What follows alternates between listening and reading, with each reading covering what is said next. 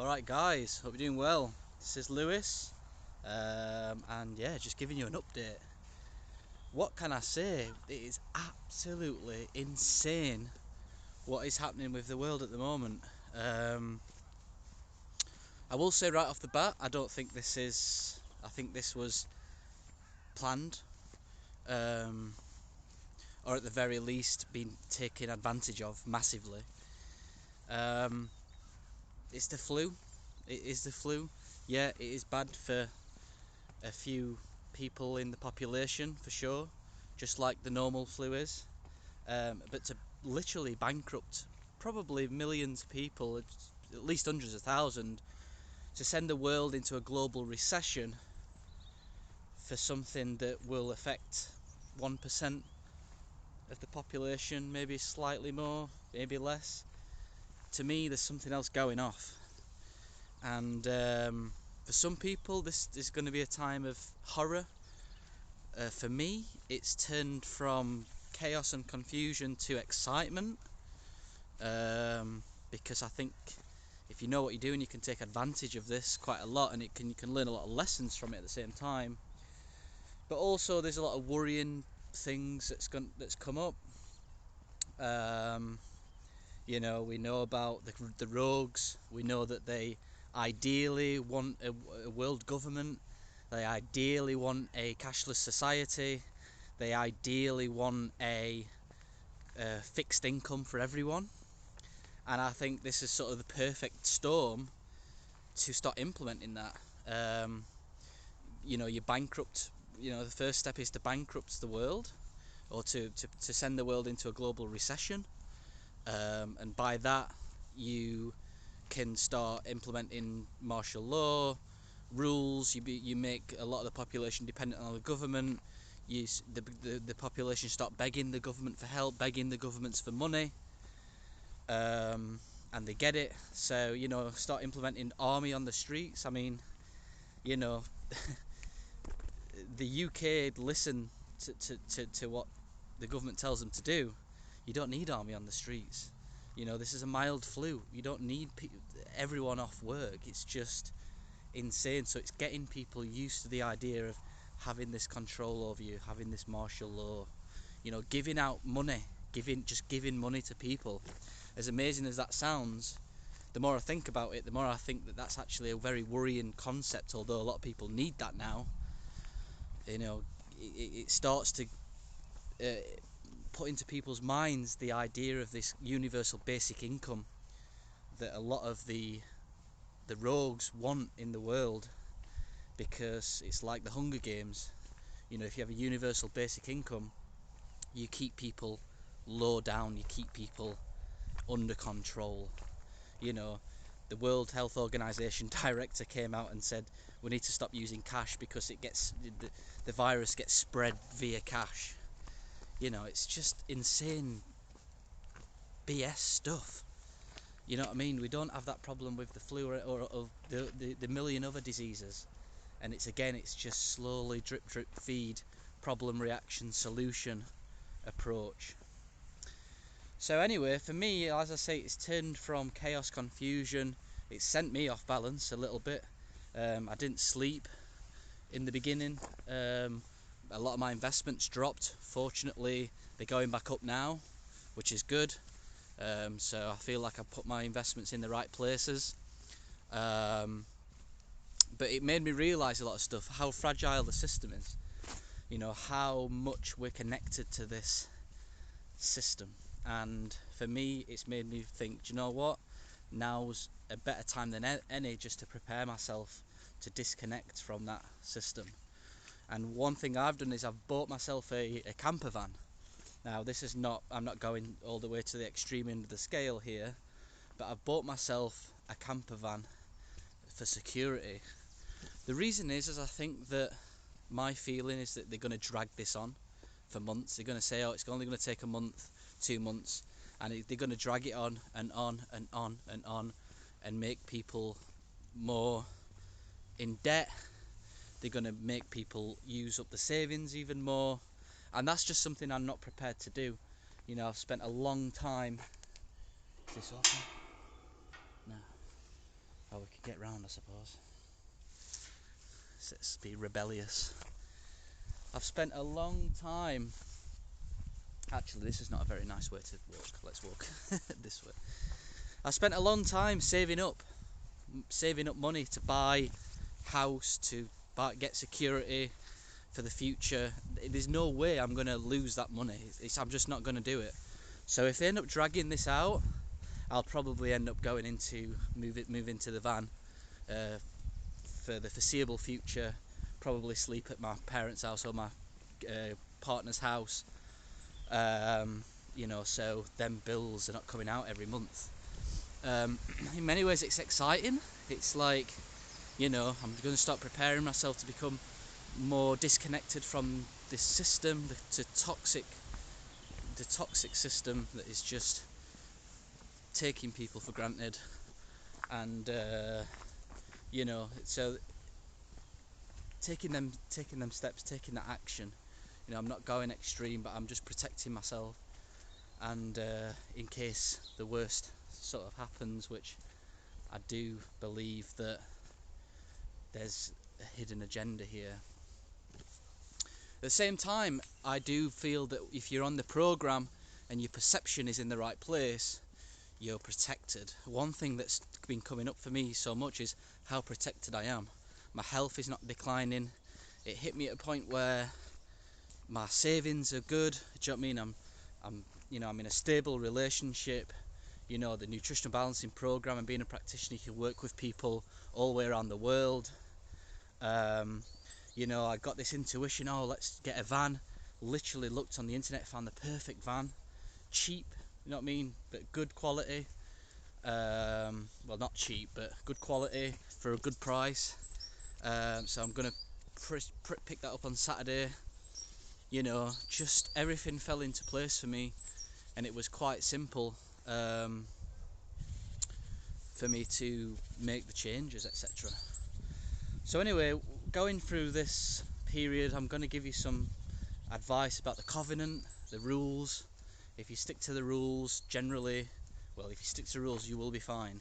You know, one big rule is the Nutritional Balancing Program, but I'm going to give you some tips and some rules to follow that Dr. Wilson tells us about, and some questions to ask yourself that I ask myself whenever I sort of feel like I'm going off track or for various other different reasons.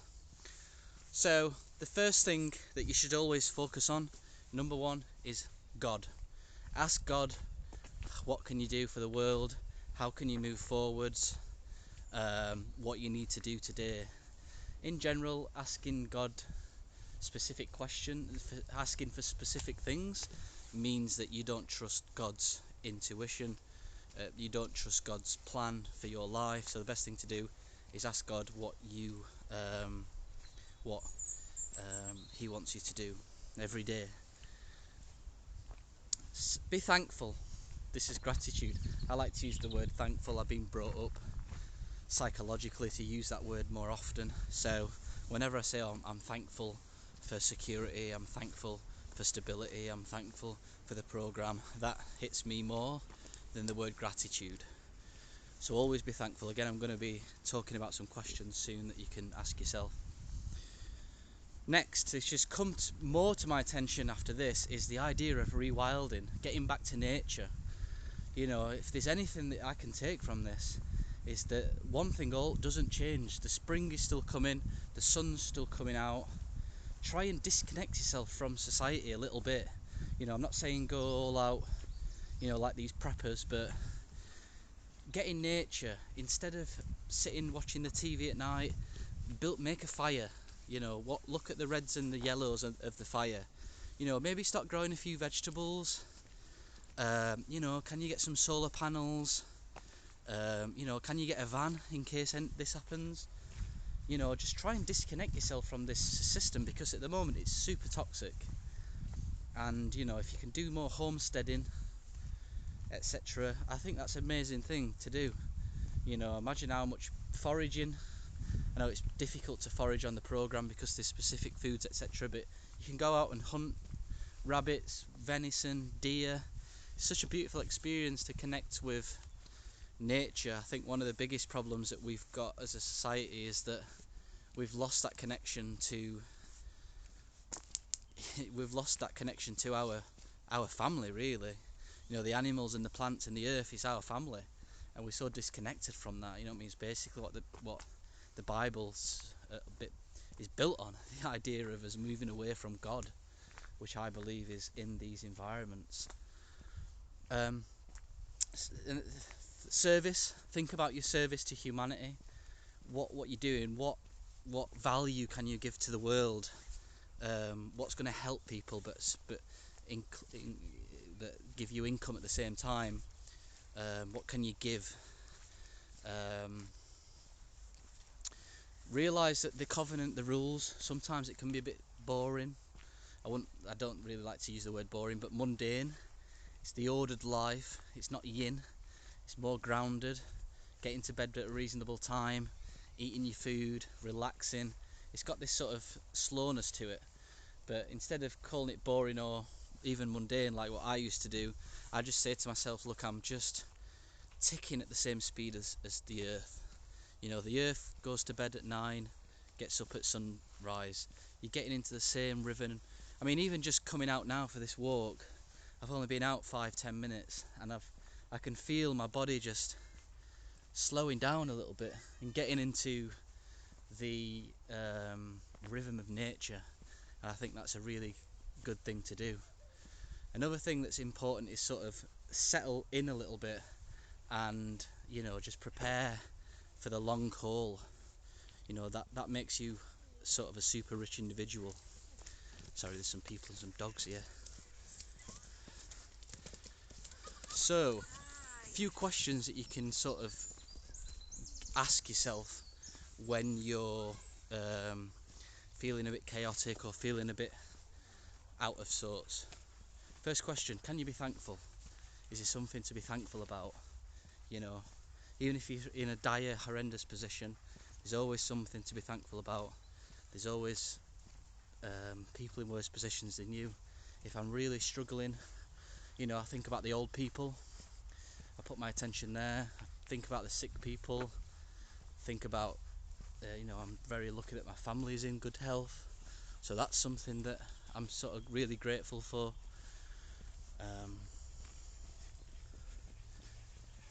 Alright, mate. Other things that you can do is ask yourself another question. Can I rewild right now? What can I do to sort of rewild? And when I ask myself that question, maybe I'll sort of get off the computer for a little bit. Maybe I'll go and, you know, go and have a big glass of water, you know, go for a walk, you know, put the fire on instead of the TV. Sometimes I like to read about, you know, the different medicinal plants of the earth, and I sort of can go and draw a picture or just something like that. Just reconnecting, it's so important, especially in these times as well. Third question, which really you can probably put a little bit above, but are you doing the program? Sometimes you can easily just not be thinking straight in these times. Are you doing the program? Do you need to eat? Do you need to take your supplements? Do you need to do an enema? Do you need to do some reflexology? Stop what you're doing, do the program. Have you done at least 2 hours of work in a morning? That's a question I ask myself. Have I done that?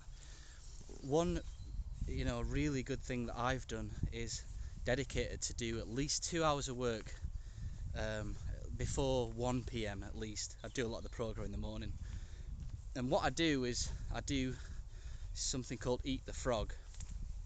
Basically is I'll have a list of things that I need to do. So every task that I have to do, I write it down.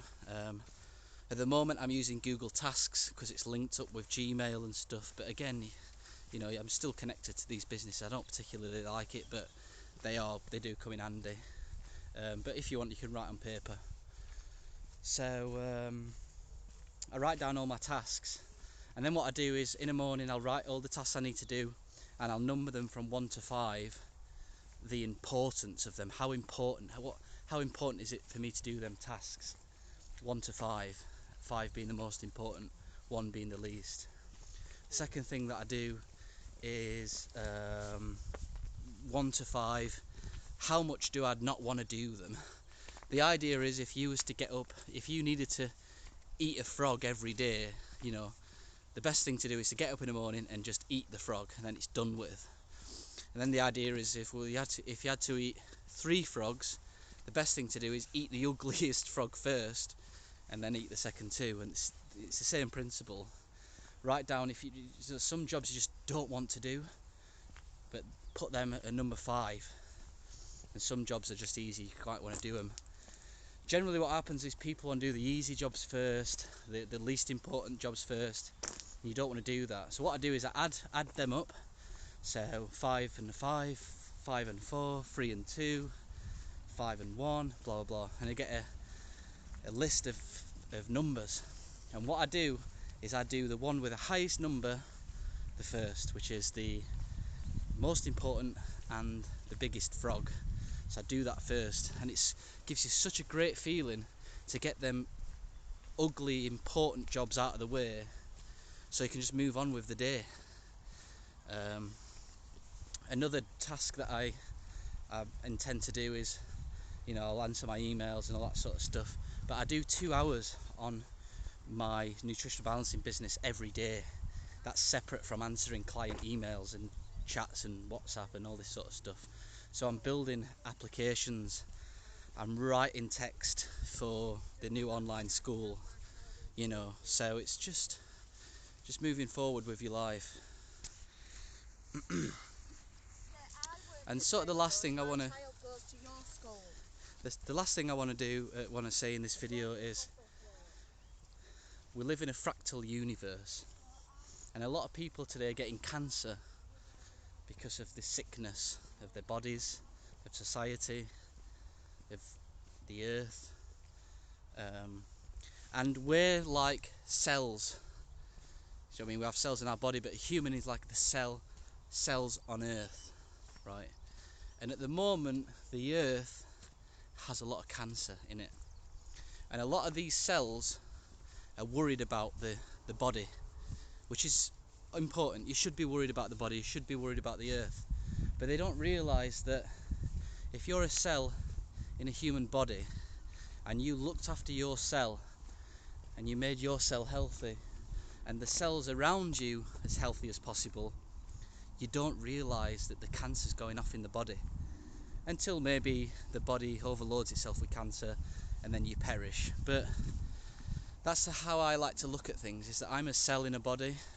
So yeah, I worry about the body, but the most important thing is I worry about my cell and the cells around me, because if they're healthy, then I can at least live a good, happy, healthy life, even if the rest of the body is sick. And the rest of the body will not get healthy until the cells are healthy. So you have got to take the responsibility to make your cell healthy, and that's the only thing you can do. It's the only thing the cells in my body can do, is to try their best to make themselves healthy. They can't fix the body, but if they're healthy, that's one less cell to worry about. And then they try and give nutrients to the cells around them, and that's how you should think too.